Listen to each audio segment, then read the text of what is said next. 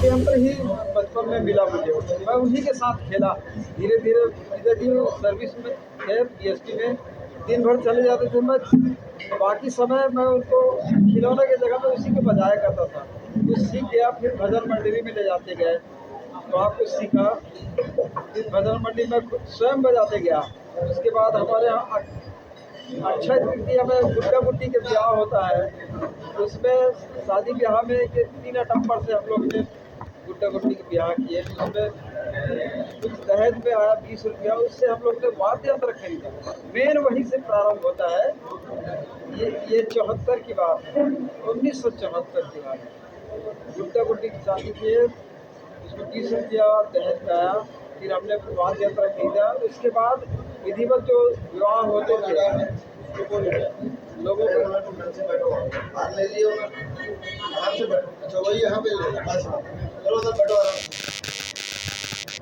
वहाँ से फिर हम लोगों के यहाँ शादी में बजाना चालू किए। पढ़ाई भी होता था और विवाह में उस समय ज़्यादा ये पार्टियाँ नहीं होती थी बाजों में, हमने उसमें बजाना प्रारंभ किया। फिर धीरे धीरे लोक संगीत पार्टी खुली 1976 में। फिर उसमें वाद्य यंत्र बजाना प्रारंभ किया। 2000 फिर उसके बाद हमको एक संस्कृति बहुत सा हाँ 74 की बात है, 1974 की। हम लोग ने हमारे यहाँ अक्षय तृतीया के दिन गुड्डा गुड्डी के ब्याह किया जाता है, एक रस्म होती है। उसमें हम लोग पहले 3 टप्पर को ऐसे बजाते थे। उसमें दहेज के रूप में 20 रुपये आया। उस 20 रुपये से हमने जो शादी ब्याह में बजते हैं ना वाद्य, तो दमाऊ, दफड़ा, सिंह बाजा, ये 3 बाजा हम लोग 20 रुपये में खरीदे। उसके उसी को प्रैक्टिस करते थे। और उसके बाद हमने शादी ब्याह में ये बजाना प्रारंभ किया। लोगों के यहाँ शादी होता था, क्योंकि उस ज़माने में उतने बजाने वाले नहीं हुआ करते थे, तो वहाँ से फिर पूर्णतः हमने पारंपरिक वाद्य यंत्र बजाना सीख गया धीरे धीरे। ये है हमारे। उसके बाद हमने कलेक्शन किया। अब वाद्य यंत्र से लगाव हो गया था, विधिवत हमने 80 से फिर ये कलेक्शन चालू किया।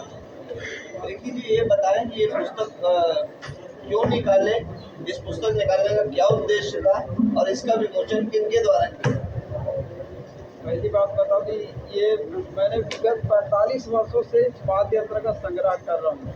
पूरे छत्तीसगढ़ के कोने कोने में, जंगल, पहाड़, पर्वत, सब जगह खोज के अभी तक मैंने 211 प्रकार के वाद्य यंत्रों का संग्रह किया। उनसे सीखा भी, बनाना बजाना भी सीखा, पूरा इतिहास सीखा। अब प्रदर्शनी और प्रदर्शन के माध्यम से कुछ लोगों तक ही जा पाता था। कि एक स्वयं का संग्रहालय बनाया भिलाई बड़ौदा में। अब सिर्फ इनको संग्रह करके एक जगह इकट्ठा करके रखना ही उद्देश्य नहीं था, लोगों तक पहुंचाना है। हमारे पूर्वजों के जीवन इतिहास, शिकार करने के लिए वाद्य बनाए, शिकार से बचने के लिए वाद्य यंत्र बने, बाड़ी की रखवाली करने के लिए, ऐसे अलग अलग जीव जंतुओं की आवाज़ निकालें, ये सारे बुक में हैं। चिड़ियों की आवाज़, शेर की आवाज़, कोयल की आवाज़, मेढक की आवाज़, और इस तरह मतलब तरह तरह के आवाज़ निकाले। और उस ज़माने में शिकार करते थे।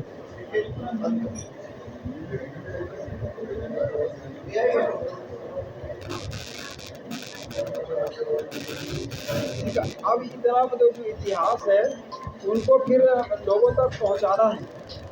तो शोध ग्रंथ ये इसको पहुंचाना था, तो प्रदर्शनी और प्रदर्शन के माध्यम से नहीं हो पाता था जी। एक का मतलब शोध ग्रंथ फिर मैं और मेरी पत्नी ने ये छत्तीसगढ़ के लोक वाद्य नाम का एक बुक हमने तैयार किया। और ये सिर्फ पुस्तक नहीं है, ये शोध परक पुस्तक है। जो आज के युवा पीढ़ी है, जो शोध कर रहे हैं विद्यार्थियों को, उनको छत्तीसगढ़ की संपूर्ण जानकारी, यहाँ की इतिहास, क्योंकि एक वाद्य यंत्र को आप लेंगे तो उस क्षेत्र की पूरी जानकारी मिल जाती है। कौन सा आदिवासी का है, कौन सा क्षेत्र का है, जिले का है, क्या क्यों बजाते हैं, कौन से समय में बजाते हैं, कैसे बजाते हैं, ये सारी पूरी जानकारी शोध ग्रंथ में है, इस बुक में है। क्योंकि छत्तीसगढ़ 3 संभागों में बटा हुआ है, बस्तर, सरगुजा और दुर्ग। उसमें कौन से संभाग की यंत्र की क्या खासियत है, उस पर थोड़ा सा प्रकाश डालें। सबसे ज़्यादा बस्तर संभाग की जो वाद्य यंत्र है ना, वो समाहित है, क्योंकि बस्तर में संपूर्ण आदिवासी क्षेत्र है, तो वहाँ वहाँ 50% जो वाद्य यंत्र है वो बस्तर जिले का है। और सरगुजा का भी है, रायगढ़ का भी है, बिलासपुर का भी है, लेकिन इन क्षेत्रों में कब है, सबसे ज़्यादा वाद्य यंत्र बस्तर में मिले हैं। क्योंकि आप दुर्ग जिले में निवास करते हैं, यहीं जन्मे हैं, यहीं आपने नौकरी की, आज आप रिटायर हो गए हैं, तो दुर्ग का ऐसा वाद्य यंत्र कौन सा, उसका क्या नाम है, और उसको बजाने में आपको ज़्यादा रुचि है कि बस्तर के या सरगुजा के वाद्य यंत्र को बजाने? मुझे कबीर धाम जिले के वाद्य यंत्र जो मादर होती है उनको, और हमारे दुर्ग जिले के जो दफड़ा होती है, दफड़ा शादी ब्याह में जो बजाते हैं, इन दो वाद्यों को बजाने में बहुत आनंद आता है। आपकी धर्मपत्नी का इसमें कितना योगदान?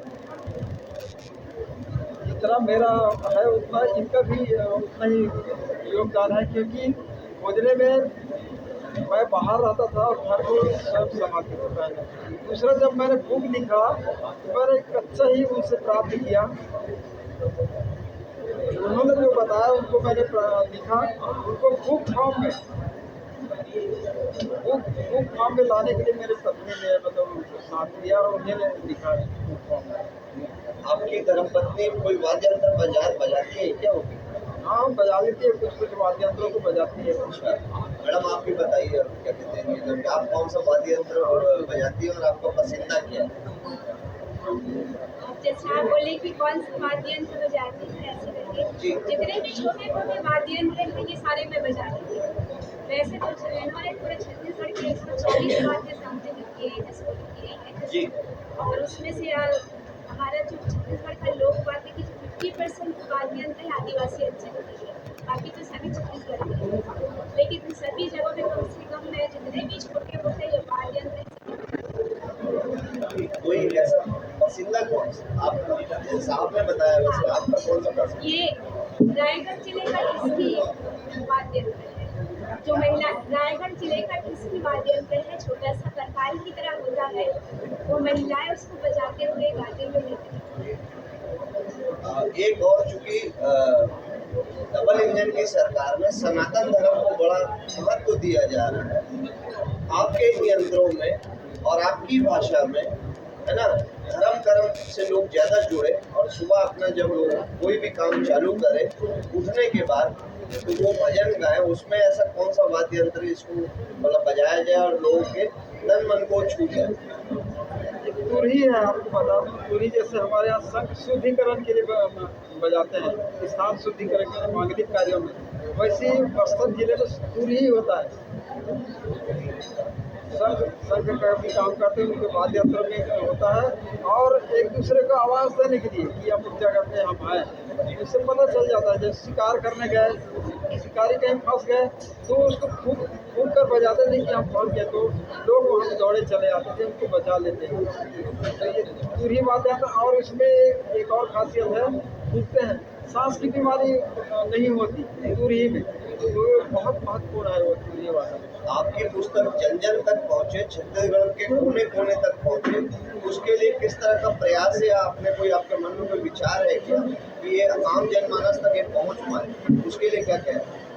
इसके लिए तो कहूँगा, एक तो ये उद्देश्य था कि किसी एक माध्यम है बुक, तो मैंने पुस्तक लिख दिया और विमोचन भी हो गया, आ गया।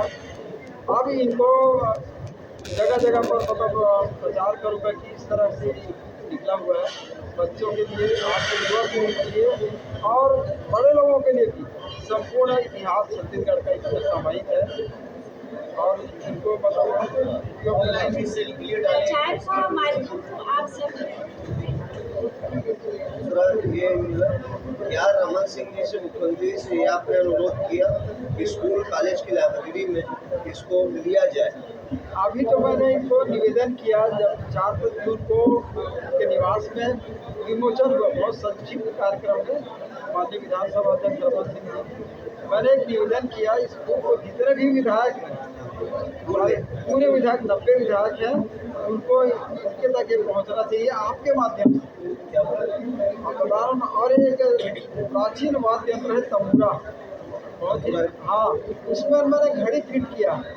इन दोनों को संपूर्ण जितने विधायक हैं उनके पास आपके माध्यम से पहुंचाने के लिए, तो आज ही मेरे पास वो पत्र आया है कि स्वीकृत हो गया है, आप कार्रवाई के लिए आप तैयार कर लें ऐसा करके, तो मेरे पास पत्र आया है। पत्र भी आप दिखा देंगे? जी जी, दिखा दूंगा उसको। चलिए, तो ये तो अभी विधायकों के पास चलेगा, फिर बाकी जगह तो जाने में प्रॉब्लम नहीं होगी। दूसरा, और आपके मन में कोई ऐसी बात या कोई ऐसा कोई भाव है तो उसको भी शेयर करिए और खत्म करिए। कितनी पुस्तकें प्रकाशित? ये अभी तक तो पहला पुस्तक है, क्योंकि आपको ये चीज़ और बता देना चाहता हूँ, ये वाद्य यंत्रों की बुक अभी तक छत्तीसगढ़ में प्रकाशित नहीं हुई, क्योंकि किसी ने तो संग्रह ही किया नहीं है, कहाँ से प्रकाशित होगा। हजारों निकाला है, ये अपनी तरह का पहला बुक है वाद्य यंत्रों का, छत्तीसगढ़ का पहला बुक है। बहुत अच्छी बात है कि महोदय के माध्यम से हर स्कूल कॉलेजों में लाइब्रेरी में पहुंचे। अभी बिल्कुल ये होगा, क्योंकि ये तो खैरागढ़ संगीत यूनिवर्सिटी में लगाने के लिए स्वीकृति हो गई है, वहाँ लगेगी। और जितने भी कॉलेज है, स्कूल है, क्योंकि इतिहास है, ये एक्चुअल इतिहास है इसमें। और अब पहले तो अभी विधायकों को ये कर दिया, आप जी, आप दूसरे में फिर हम मुख्यमंत्री से कहेंगे कि इतने स्कूल है उनमें आप। मैं ऋषि छत्री लोक वाद्य संग्रह के नाम से जानते हैं। 211 प्रकार के वाद्य यंत्रों का संग्रह किया है, सारे वाद्य यंत्रों को बजाता हूँ और प्रदर्शनी और प्रदर्शन के माध्यम से लोगों तक पहुँचाता हूँ।